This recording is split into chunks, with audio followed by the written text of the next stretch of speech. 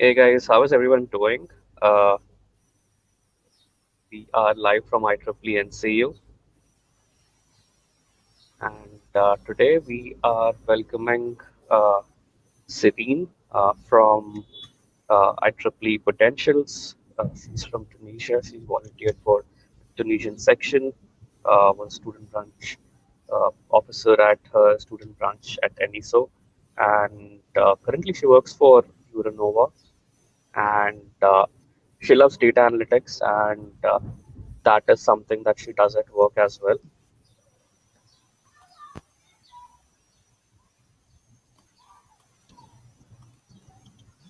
And Okay, so shall we start, John? Do you hear me?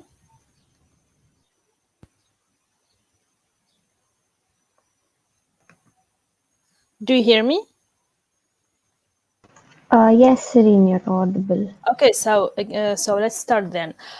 So first of all, I wanted to thank everyone who's attending this webinar, and this is our way to celebrate IEEE PES during due to the pandemic conditions. I think we have to do it with the means that we have today.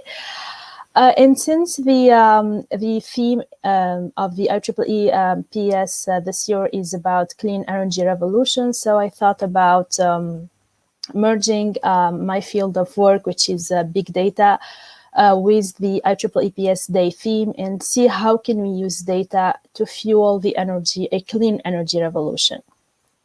So first of all, I will walk you through my IEEE PS background, then introduce digital transformation with relation to the energy field, and then see what's the link with data. And last, I have a special mention about IEEE Potentials magazine. So first of all, I thought about sharing with you my humble IEEE volunteering experience. Since I was a student in 2015, I guess, I co-founded the student branch at my university, the National Engineering School of Sousse in Tunisia, and we were part of Region 8. Then I held the treasurer position for 1 year, and then I was more involved in more chapters within IEEE. That's where I co-founded the IEEE PS student chapter, and I was the chair for a 1 year mandate.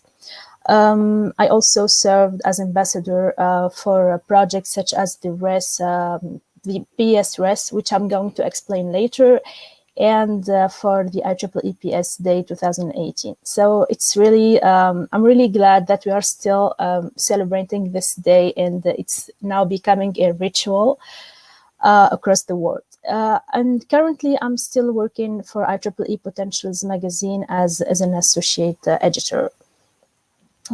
So one of the most experiences that I cherish at IEEE PS is the second IEEE PS Student Congress that I attended in Malaysia in 2016. And that's where I met awesome people like John Benedict, Tiago, and so many people with similar mindset and backgrounds, people who are dynamic, creative, and that they contribute to their communities.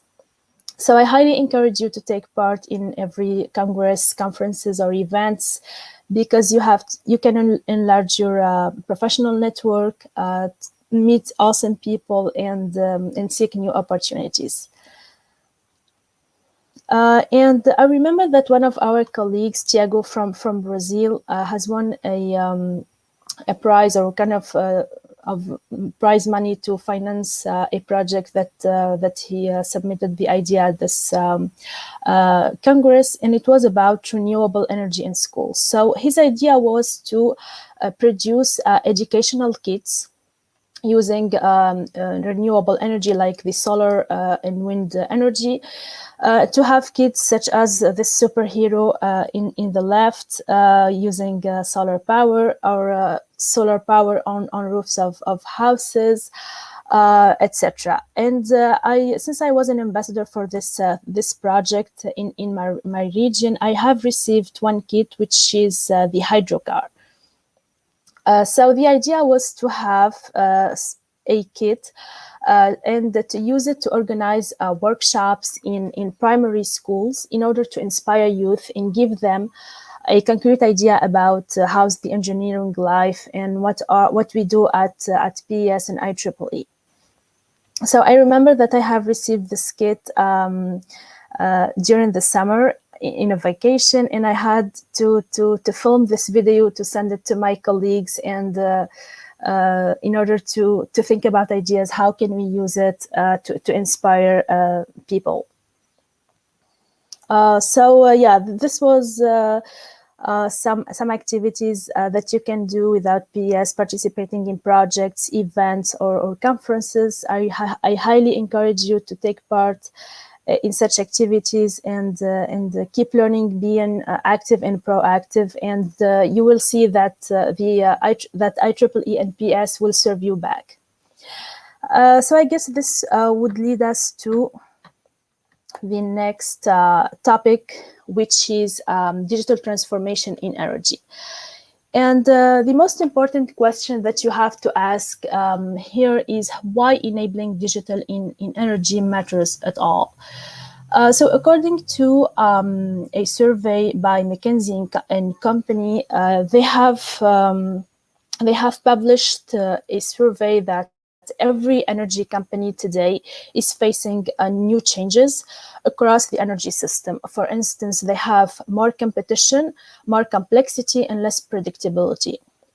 And all these changes can affect every energy player in the market without exception, from oil and gas operators that can face price volatility and potential peak demand, to utilities that face distributed generation, more complex grids, and evolving customer expectations. To refineries as well, they are affected because they have to adapt to global uncertainty over new sources of feedstock and new patterns of demand, to services companies that must remake their delivery models in order to meet customers' new expectations about digital efficiencies. And also engineering and construction companies, they struggle to deliver the types of capital projects that matter for the future. So as you can see, no matter which energy player, these new changes that are competition and complexity, they can affect these players. So they have to find a new solution, a more efficient solution, in order to keep up in the market. And here also, from the same source, McKinsey and Company, they suggest a process that has 6 steps in order to enable a digital transformation in energy. So it starts with having a roadmap to define the end-to-end workflows and drive the most value in the business, and then to have a vision per workflow, and then start developing some MVPs, the minimum viable products, to test products, to deploy initial products to users. And if it goes well, they can go to the industrialization phase, which is the fourth step in the process. And the final aim would be to reach scalability and expansion, and to have to go to a scalable platform. So to establish a sustained digital factory. So the first dimension is about value unlock, and there are more dimensions that are really important in order to enable this digital transformation. And these dimensions are data and technology and culture and capabilities. So for data and technology, if we try to apply this process on data, it means that in the roadmap phase, we have to conduct a rapid gap analysis of tools and infrastructure to understand where do we stand today and where we want to go in the future, and to try to bridge the gap. And bridging the gap means to have an inventory, key systems of record and field, plant technologies, implement the best practices like the API first approach, then thinking about more optimization, such as cleaning the code and enabling a scale up. And so on and so on, until we reach a platform that where everything is automated and reusable. So since we've seen that data is really an important dimension that enables digital transformation, let's see exactly how can we use it and how can we enable it in order to serve a clean energy revolution. And since we are talking about clean or thinking about a clean energy evolution, it means that it's not the case. It's not clean today. So let's go back and understand what are the root causes of the pollution that the whole globe is facing today. So if we take a look at electricity, for instance, it has a huge impact on the environment, and any form of electricity generation has an impact, whether it's in the air, water, or land. So no matter how you generate your electricity, and no matter the form of this generation, it always have a huge impact on our environment. And a shocking statistic in the United States is that of the total energy consumed, 40% is used to generate electricity. So here, if 40% of energy consumption is used to generate electricity, it means that we have to think about efficient ways in order to reduce the amount of fuel needed to generate electricity and the amount of greenhouse gases and other emitted air pollution. And also, if we take a look at the global greenhouse gas emissions by economic sector, we can see that 35% of greenhouse gas emission comes from the energy sector, and 25% comes from electricity and heat production, which is a huge number. So that's why we need to think about modern and sustainable energy initiatives, and today all the modern initiatives are powered by data, and data has to be infiltrated in every stage of modern energy distribution models, from the planning phase to building, executing, and monitoring. So data is an essential asset for any green energy campaign to be successful. And if we take a look at smart grids, we can see that a big data is a key component in sustainable energy. And we're going to explain how in the next slides. So building smart grids is considered today to be the single best chance to build sustainability into the electric system because it has some environmental benefits. The first one would be to faster and wider the deployment of renewable energy sources. And second, to optimize renewable energy such as solar and wind energy. And according to the US Department of Energy, if we succeed to deploy smart grids, it can cut the energy sector's carbon emissions by 25%, which is already a huge step towards a clean energy revolution. And if we have to understand how can we enable this digital transformation using data-driven initiatives, or the components, or the three most important components to feeding data into smart grids are the following. So the first one is IoT, Internet of Things, using IoT devices and sensors to collect data. And also the second one is big data, because we need to have an infrastructure in order to be able to collect, store, and process massive data that is coming from those million smart sensors that are placed nationwide or worldwide.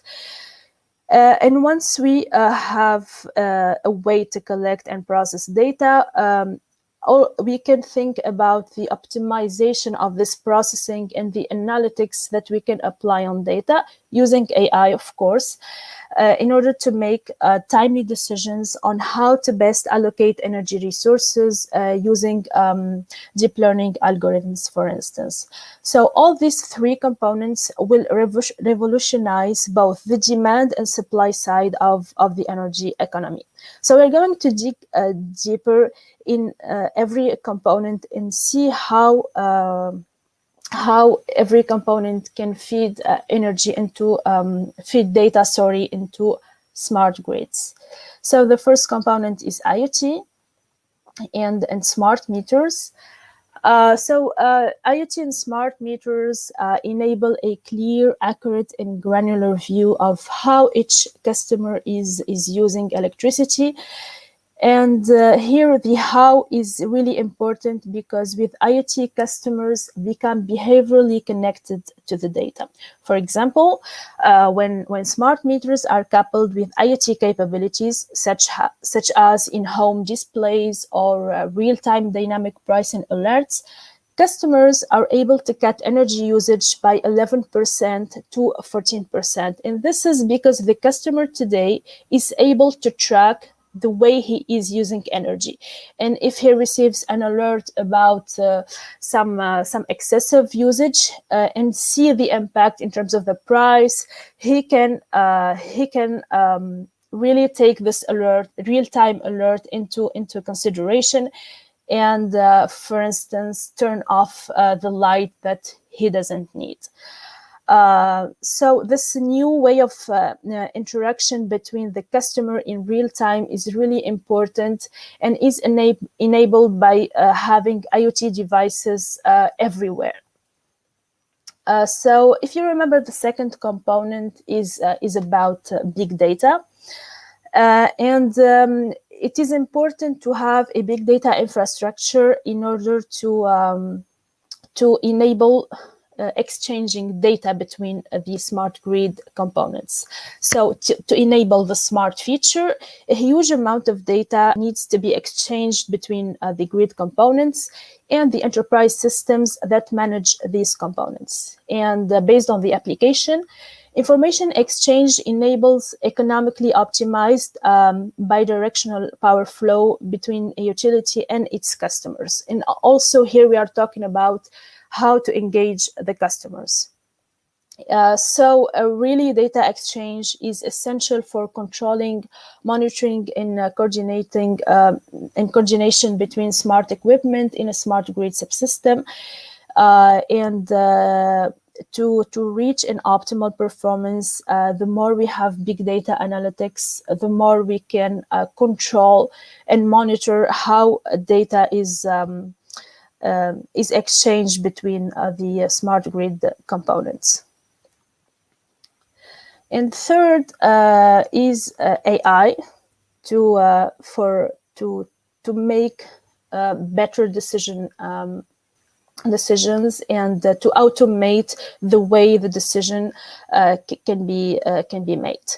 So AI allow the energy sector to maximize the use of renewables and only use fossil fuels when necessary. So if you take an example, if there is enough or a surplus supply in wind and solar power generation, the grid will pause automatically, and it will pause using the fossil fuels. And when there are not enough renewables available to use, it can revert back to using other fossil fuels. And this decision can be enabled by AI automatically, without having a human user that is controlling the way when to use fossil fuels and when to use renewables, renewable energy. And this approach is called the renewables first approach to energy production, and it is really good news for our planet. So if we try to summarize a bit what we've seen so far, is that digital transformation is important an important journey to take for every energy player in the market in order to save its place in the market because of the competition and the complexity of the customers' new expectations.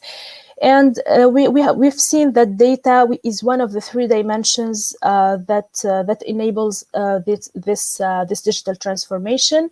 And then we've seen that three components are important and related to data, which are IoT, big data, and AI. So I hope this gave you some insights about digital transformation and the data field and the relation with the energy field. I lastly want to mention the IEEE Potentials. So first of all, it's a magazine for students and young professionals. So we try to produce a content that is innovative and interesting for students and young professionals especially. So in the previous theme issues, we had some themes related to energy, such as IoT, smart cities, big data and data science, also careers and graduate education. So if you are really if energy is really your field of studies or working, you can keep an eye on future call for papers from our side, and submit your articles if the theme issue that we propose is really relevant or interesting for you. And don't hesitate to reach out to me or to John, since we both work together at IEEE Potentials magazine. And thank you so much for paying attention.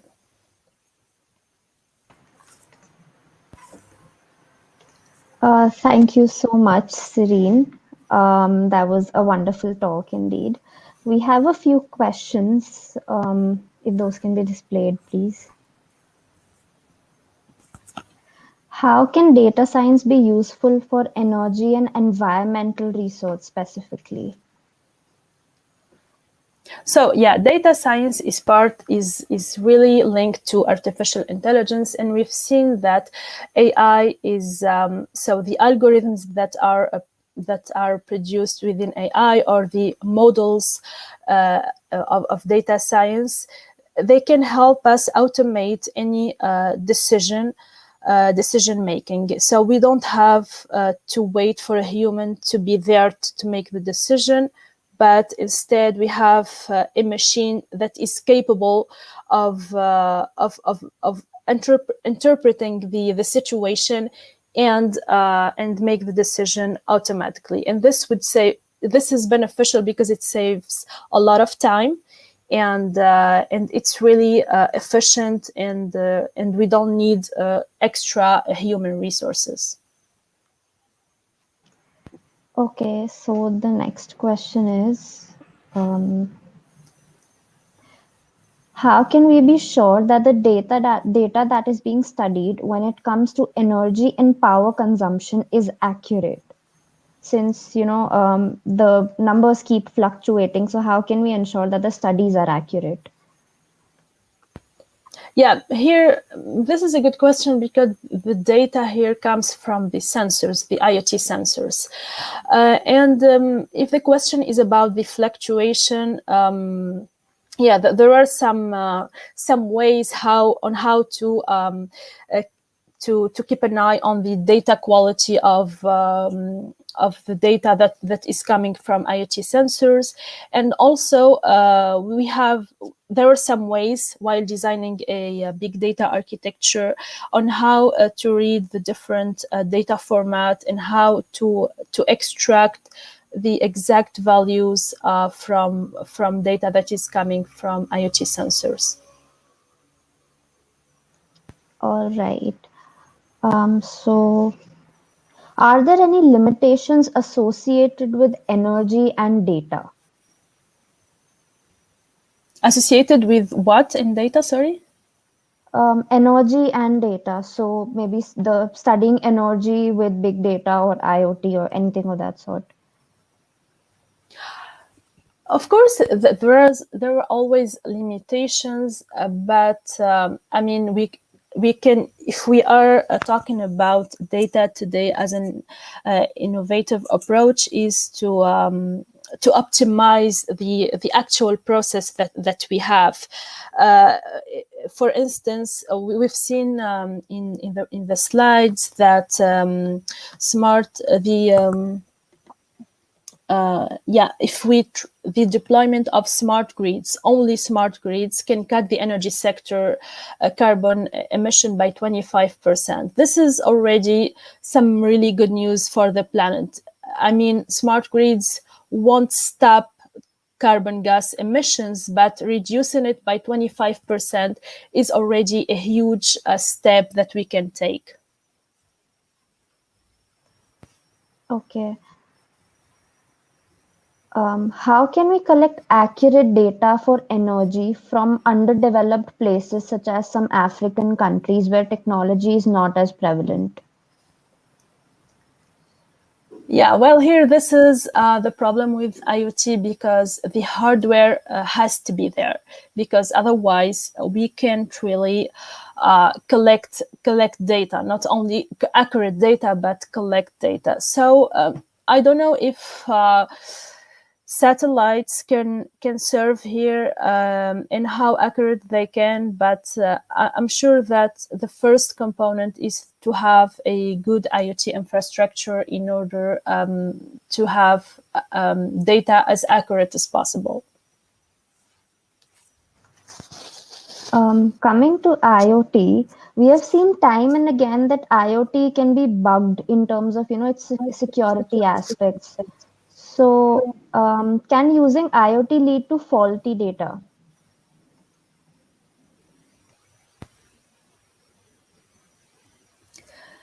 Yes, of course. IoT can lead to faulty data, but as I said, there are always ways of control this data and to make sure it's accurate. So, for instance, there are data quality frameworks and other governance aspects that need to be implemented in order to make sure that the data is accurate and we can make the right decision based on the accuracy of the data that we collected, stored, and processed. Okay, so I think that was our last question. So, thank you so much, Syrine. It was a wonderful session. Thank you for taking time out and have a wonderful day. Thank you for everyone who attended the session. Thank you so much, and I hope it was interesting. It surely was. Thank you. Thank you. Bye-bye. Bye.